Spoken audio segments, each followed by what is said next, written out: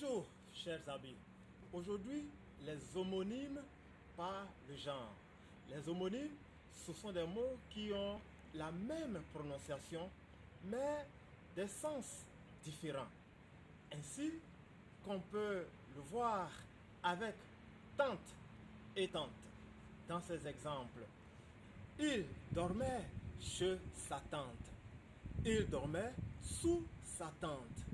Dans le premier exemple, tante, c'est la sœur de notre mère ou de notre père.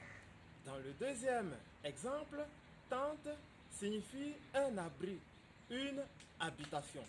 Nous voyons que ces deux mots ont la même prononciation, mais n'ont pas le même sens. Ce sont des homonymes.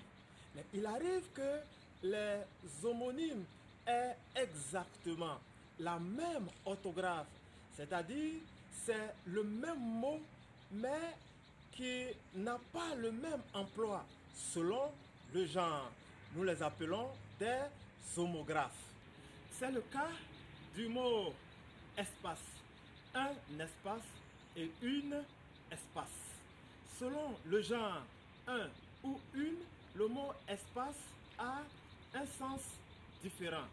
Le mot espace a le genre féminin une espace quand il signifie la distance, le blanc entre deux mots en typographie.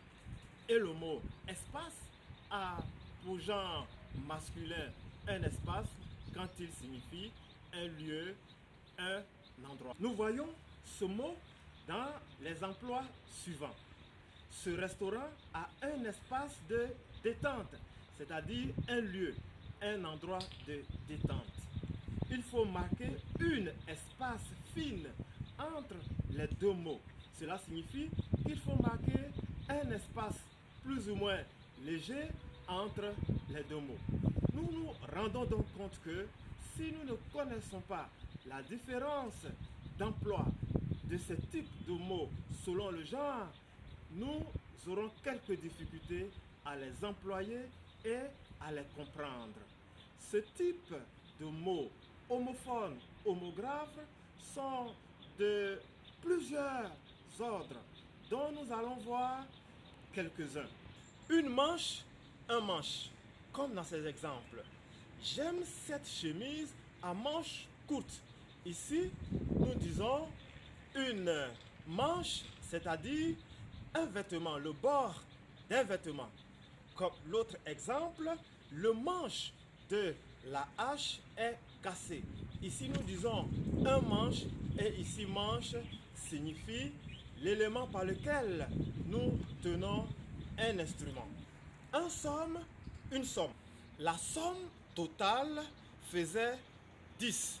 Ici, somme signifie l'addition. Alors que dans l'exemple suivant, fatigué, il fait un somme. Ici, un somme signifie un sommeil. Prenons un vase et une vase. Dans ces exemples, il m'a offert un vase d'honneur. Ici, un vase, c'est un récipient, c'est un pot. Alors que dans l'exemple qui suit, les poissons sont sous la vase épaisse.